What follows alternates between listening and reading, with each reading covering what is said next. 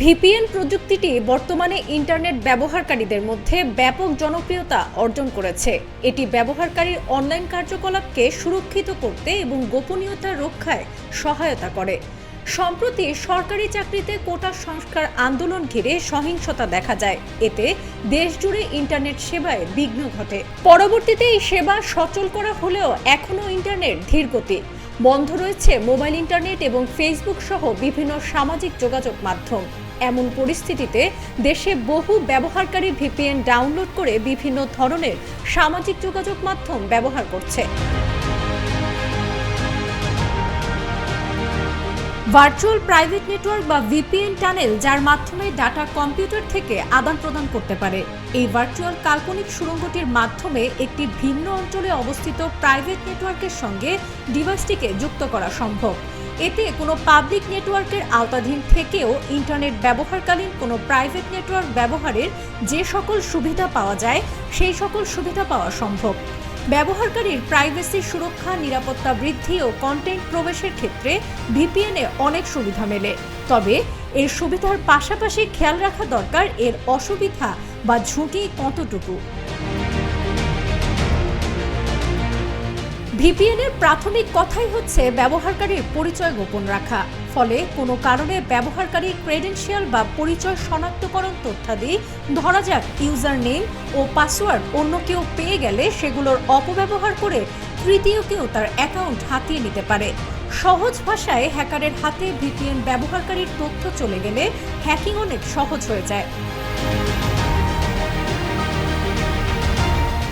VPN ব্যবহারের ক্ষেত্রে সবচেয়ে সাধারণ অসুবিধা হলো ইন্টারনেট সংযোগের গতি কমে যাওয়া। যেহেতু ভিপিএন বিভিন্ন দুর্গম সার্ভারের মধ্য দিয়ে ডেটা পাঠায় ও ডেটা ট্রান্সমিশন এনক্রিপ্ট করে, সেহেতু ব্রাউজিংয়ের সময় কম গতি ও বিলম্বের মতো অভিজ্ঞতার মুখে পড়তে পারেন ব্যবহারকারীরা, বিশেষ করে এমন সার্ভারের বেলায় যেগুলোর অবস্থান ব্যবহারকারীর অবস্থান থেকে অনেক দূরে। অনেক ভিপিএন গ্রাহক সেবা বিনামূল্যে বা কম খরচে ব্যবহার করা গেলেও প্রিমিয়াম শ্রেণীর ভিপিএন সেবাগুলোয় বিভিন্ন উন্নত ফিচার ও উচ্চ গতির সার্ভার ব্যবহারের সুবিধা মেলে। তবে এক্ষেত্রে পয়সা গুনতে হয়।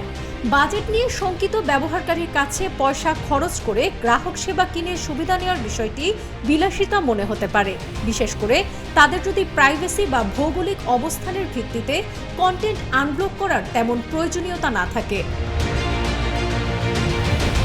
একটি ভিপিএন সেটআপ বা কনফিগার করা অনভিজ্ঞ ব্যবহারকারীর কাছে ভীতিকর হতে পারে, বিশেষ করে এনক্রিপশন প্রোটোকল, সার্ভার বাছাই ও টানেলিং আলাদা করার মতো বিভিন্ন উন্নত ফিচার ব্যবহারের ক্ষেত্রে।